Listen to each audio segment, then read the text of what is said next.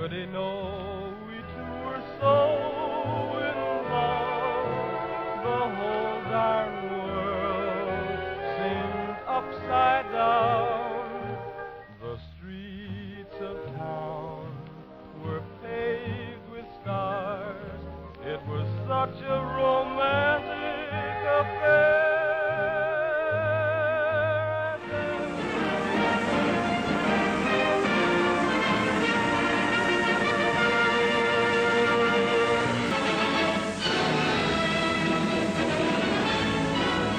Dutch shoemakers are working overtime these days to keep up with the Canadians' demand for souvenirs.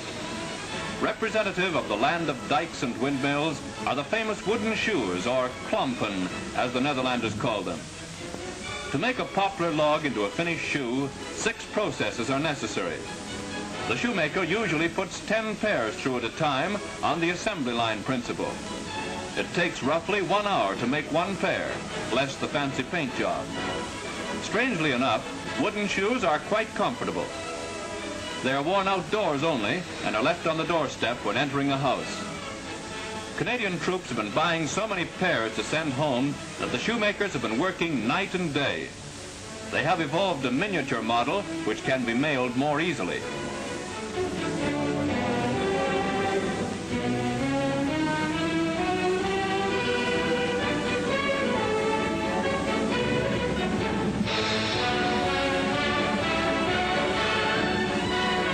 Wrap up another pair for me, shoemaker. Maybe after the war, the forest-fashioned floor shimes will come in handy on a rainy day.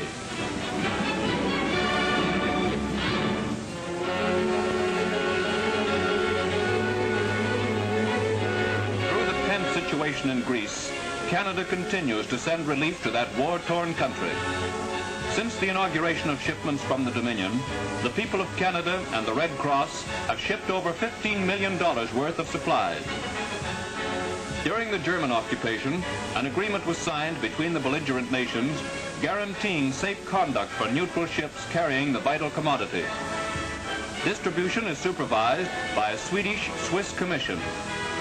Since liberation and the ensuing Civil War, cargoes of flour, fish, soups, milk, sugar, clothing, and medical supplies continue to be loaded from eastern Canadian ports.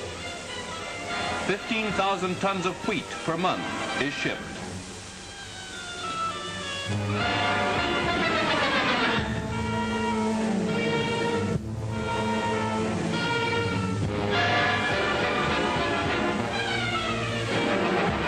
The mayor of Saint John, New Brunswick, presents a Greek flag to the skipper of the Swarva. The ship is one of 15 Swedish vessels engaged in the good work. At Piraeus, the port of Athens, the Swarva docks with her cargo. Canadian food, which has meant the difference between life and death to the Greeks for so many years, is unloaded into waiting lighters. During all the troubled days of civil war, the shipments continue to pour in.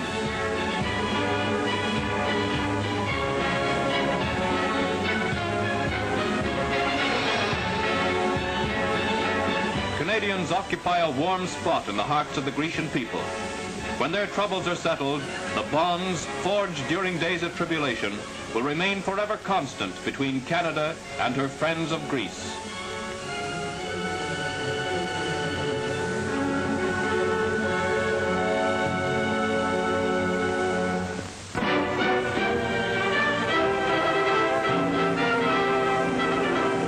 Smashing north after the capture of Ravenna, the 1st Canadian Corps reaches the Lamoni River. With steep banks and a torrential stream, the river is one of those natural defense positions so well favored by the enemy in Italy. Moving up the Venice Highway, our tanks are halted on the south bank of the river. They take up fixed positions to support assaulting troops with their fire. From here in, it's an infantry show. Spitfires of Tactical Air Force strafe enemy positions. O-Pips direct artillery fire. Rocket-firing Tippies add to the firepower.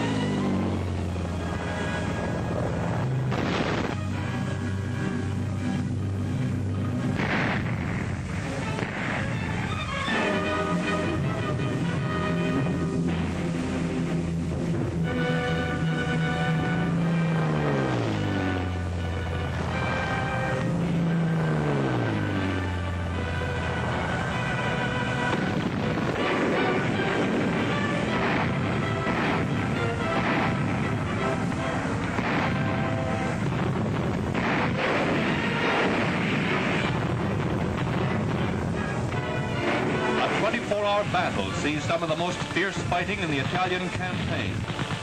2 daring crossings are made to establish bridgeheads. Against strong enemy opposition, the bridgeheads are linked up and the enemy pushed back to the depth of a mile. Counterattacks are made with Tiger tanks and self-propelled guns, but Canadian positions hold firm. The Limone is successfully crossed.